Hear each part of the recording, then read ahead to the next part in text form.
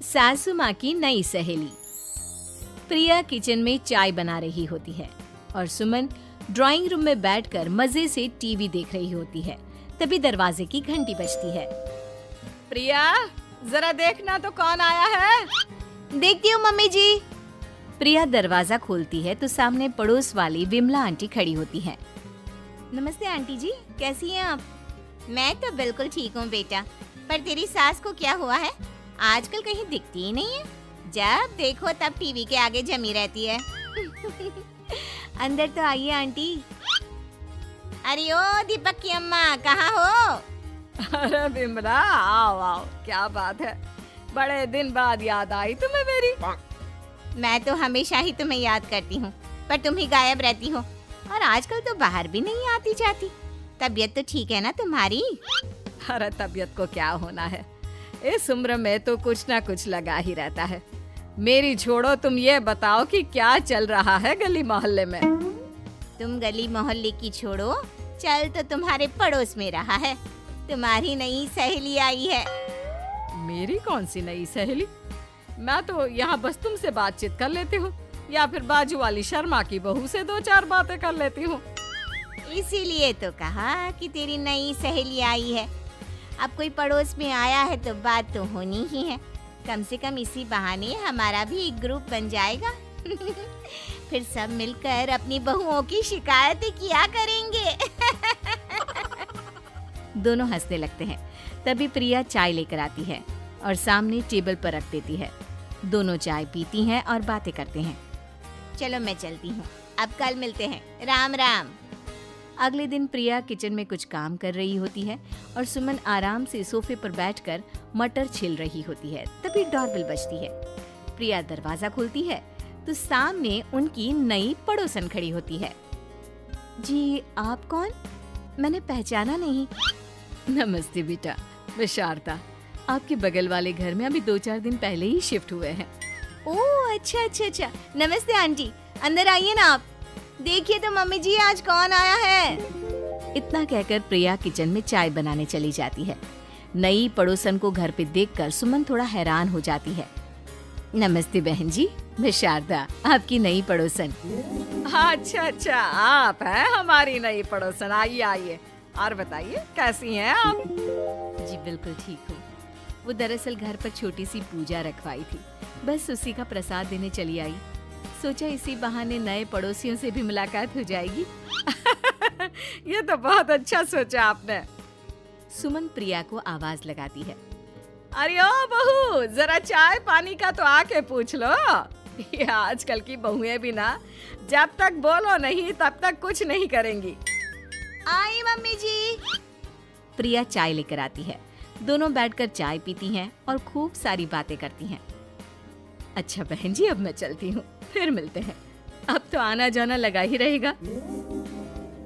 शारदा के जाने के बाद प्रिया किचन से बाहर आती है।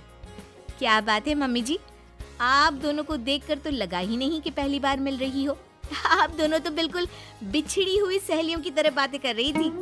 अरे जब दो औरतें मिल जाती है ना, तो बातें अपने आप ही निकल आती है। अब तू अपने काम पर ध्यान दे, बातों पे नहीं। ऐसे ही कुछ दिन बीत जाते हैं। अब सुमन और शारदा अच्छी सहेलियां बन गई होती हैं। दोनों एक साथ मंदिर जाती, मार्केट जाती और कभी कभी तो विमला भी इनके साथ मिलकर खूब हंसी ठिठोली करती। एक शाम तीनों बैठकर सुमन के घर पर चाय पी रही होती हैं कि तभी बहुत तेज बारिश शुरू हो जाती है। सुमन जोर से प्रिया को आवाज लगाती है। प्रिया, ओ प्रिया, देख कितनी तेज बारिश हो रही है। जाके छत से सारे कपड़े ले आ, नहीं तो सब भीग जाएंगे। सुमन 2 बार आवाज लगाती है लेकिन प्रिया का कोई जवाब नहीं आता। शायद प्रिया कुछ काम कर रही है, इसीलिए कुछ जवाब नहीं दे रही। अरे काहे का काम, आराम फरमा रही होगी महारानी। तभी प्रिया बीमार हालत में अपने कमरे से बाहर निकलती है। हाँ मम्मी जी, क्या हुआ? मेरी तबीयत थोड़ी ठीक नहीं है ना, इसलिए आग लग गई। अरे सारे कपड़े भीग गए और तुझे सोने से फुर्सत नहीं है। सबके सामने सुमन के मुंह से ऐसी बातें सुनकर प्रिया उदास हो जाती है और छत से कपड़े उतारने चली जाती है। सुमन, ये क्या बात हुई? प्रिया ने बताया ना कि उसकी तबीयत ठीक नहीं, इसलिए उसकी आंख लग गई। तुम भी ना खामखा उसे सबके सामने सुना दिया। अरे आप नहीं जानती शारदा जी, कुछ बहुएं ना बहुत आलसी होती है, घर का एक काम नहीं करना चाहती। ऐसा नहीं है सुमन, तुम्हारी बहू तो बहुत प्यारी है, तुम्हारी सारी बात भी तो मानती है। हाँ सुमन, तुम प्रिया के बारे में ऐसा क्यों सोचती हो? मेरी भी दो दो बहुएं हैं, लेकिन मैं उन्हें अपनी बेटियों की तरह रखती हूँ। आखिर वो भी तो किसी की बेटियां ही है ना। और अगर तुम ऐसा ही व्यवहार करोगी तो एक दिन प्रिया भी तुम्हारे साथ ऐसा ही बर्ताव करेगी। शारदा और विमला की बातें सुनकर सुमन की तो बोलती बंद हो जाती है। वहीं प्रिया भी बाहर से सारी बातें सुन रही होती है। अरे मैं कोई उसकी दुश्मन थोड़ी ना हूँ, मैं भी उसकी माँ हूँ, लेकिन कभी कभी सास बनना पड़ता है, नहीं तो बहुएं हाथ से निकल जाती है। देखो सुमन, ये सब सोच का फर्क है। अगर तुम ये सोचोगी तो कभी प्रिया को अपनी बेटी नहीं बना पाओगी। इतना कहकर शारदा और विमला वहाँ से चली जाती हैं और सुमन अकेले बैठकर उनकी बातें सोचने लगती है।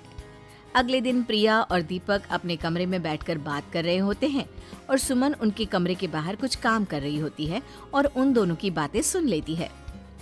दीपक, तुम्हें पता है हमारे पड़ोस में जो शारदा आंटी है ना, बहुत अच्छी हैं। अच्छा, ऐसा क्या हो गया जो तुम्हें वो इतनी अच्छी लगने लग गई? कुछ खास नहीं, बस कल जब मम्मी जी मुझे सबके सामने सुना रही थी तो शारदा आंटी ने मेरा साथ दिया।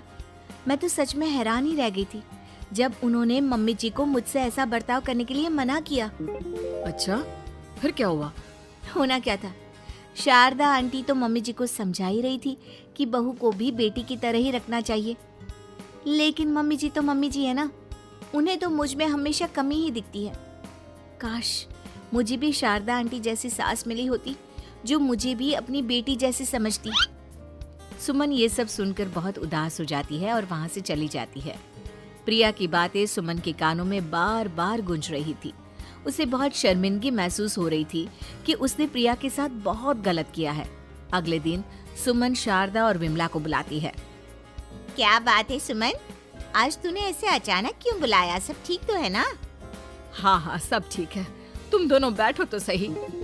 तब तक दीपक और उसके पापा भी आ जाते हैं। प्रिया, तुम भी आ जाओ। क्या हुआ मम्मी जी, आपने बुलाया? हाँ प्रिया बेटा, मैं आज सबके सामने तुमसे माफी मांगना चाहती हूँ। मैंने आज तक तुम्हारे साथ बहुत बुरा व्यवहार किया है, लेकिन तुमने कभी भी मेरे साथ बुरा बर्ताव नहीं किया।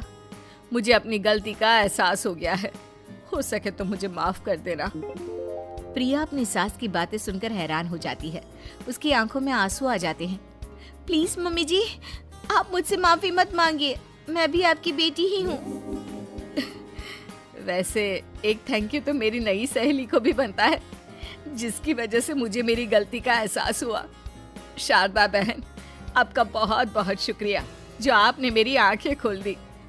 अरे क्या सुमन, तुम भी ना। तो फिर इसी बात पर चाय और पकोड़े हो जाए? हाँ हाँ, क्यों नहीं।